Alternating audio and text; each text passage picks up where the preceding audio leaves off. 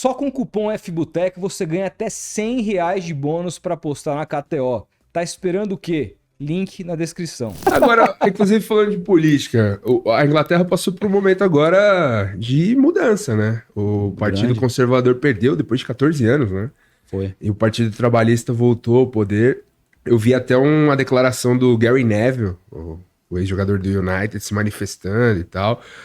Os jogadores têm esse costume de se colocarem lá ou ou é um caso à parte, assim?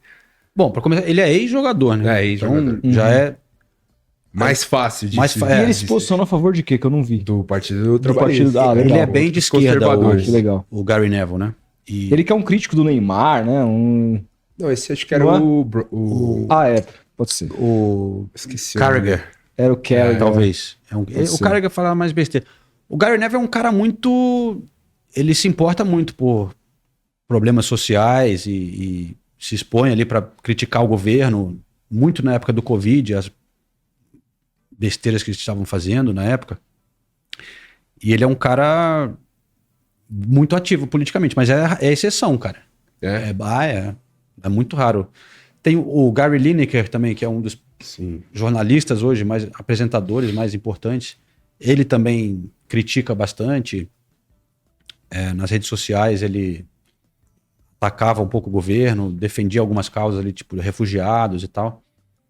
Mas são exceções esses caras. E a Premier League também não é uma liga que permite muito esse tipo de... Eu me lembro do Senise vir aqui e dizer que tinha conversado com o Lucas na época de Tottenham e o Lucas dava uma posição política no cenário brasileiro, ali apoiando na época o Bolsonaro e tal.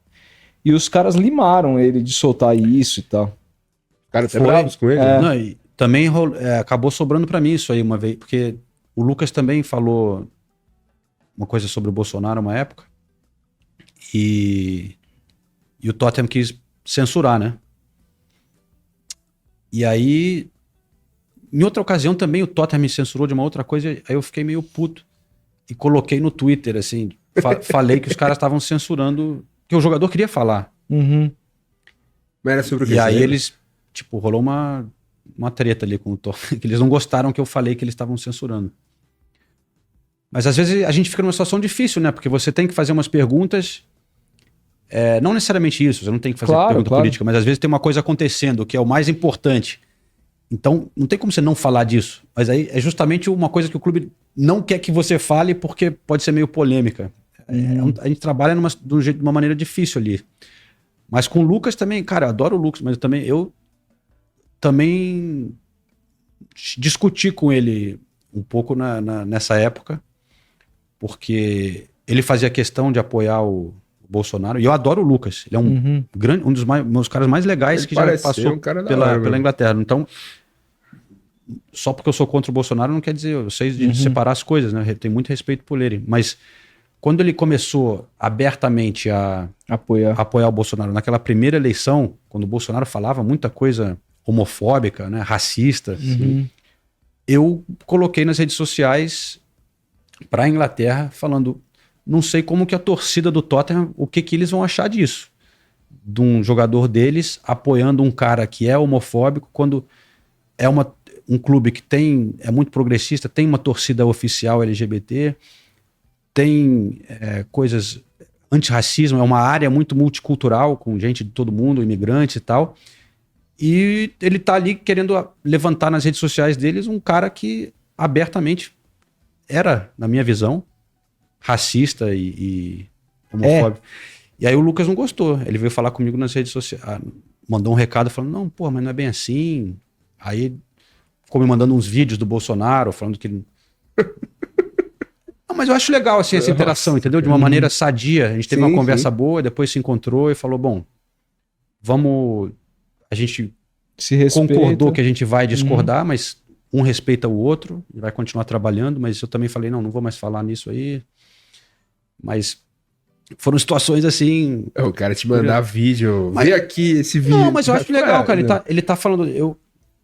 Eu não acredito que é bem assim. Aí ele mandava um vídeo pra mostrar, apoiar a visão dele, né? Sim. Enfim, eu acho, cara, que é importante ter diálogo, né? Isso é fundamental. O triste é a maneira que as coisas chegaram hoje em dia, que é um lado contra o outro a gente tem que tentar entender o outro lado, velho. Sim. Senão, porra, fudeu, né? Então até eu sempre faço questão de ter amigos, manter a amizade com os caras que ainda são, sei lá, Bolsonaro, ou lá na Inglaterra acredita em teoria de conspiração, é anti-vacina, não sei o que. Tem uns amigos assim, mas eu gosto de conversar e tentar entender o que está acontecendo na nossa sociedade pro cara Chegar a esse acreditar ponto, nisso, né? Um cara que cresceu comigo. Então, mas no mundo do futebol, porra, isso é raro. Então eu gosto quando o cara fala mesmo, tem que falar o que você quer. É melhor Mas vamos falar, discutir, então. Eu também vou, se você vai falar, eu também tenho direito de criticar. Sim. Mas, porra, isso aí na Premier League a gente não pode fazer nunca. Por isso que quando tem uns caras como o Richarlison, assim, um cara que, porra, Não, aí esse é monstro. O Rashford.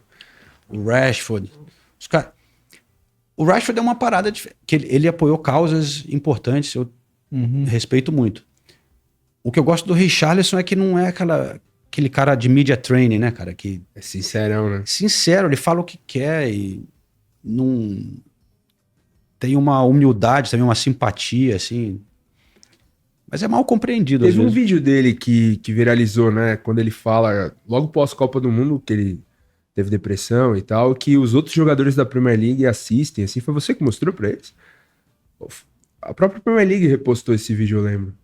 Pô, isso aí foi... Recentemente, a gente tá preparando um documentário sobre o Richarlison, né? Com o Marcelo Gomes, que é um grande jornalista na ESPN. Ele entrou em contato comigo falando, pô, vamos fazer um negócio do Richarlison. Ele fez um recentemente do Casemiro, que passou. Uhum. E aí eu tenho uma relação legal com o Richarlison, com o assessor dele, o Oswaldo, grandes caras. Eu tô lá há muito tempo, né? Eu lembro de filmar o Richarlison chegando lá na época do Watford, do moleque.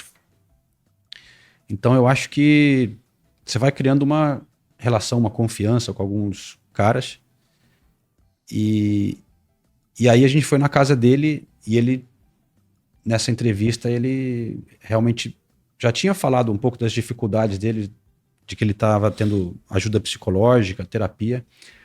Cara, mas ele se soltou muito ali, cara. Ele foi muito emocionante. Ele se abriu dizendo basicamente que ele chegou no fundo do poço e tentou se matar, cara. Assim, ele pensava em se matar e chorou pra caramba. E essa entrevista repercutiu muito. E a Premier League pediu pra gente se podia usar, e eles fizeram um vídeo até com o apoio do Richarlison para ajudar na conscientização Da saúde mental. de jogadores. Então é uma campanha, faz parte de uma campanha. Mas os bastidores desse vídeo do Richarlison é que seria só para esse documentário que não tá pronto ainda. Mas depois que ele falou um negócio tão forte assim, Pô, cara, vamos... eu falei pros caras, mano, a gente tem que usar esse negócio logo, porque a gente tem aqui uma coisa muito forte, que daqui a pouco ele pode falar para outro, né? Uma vez que já falou uma vez. E aí a gente decidiu usar esse trecho assim antes, mas vai ser parte de um documentário que está sendo preparado sobre a vida dele e tal.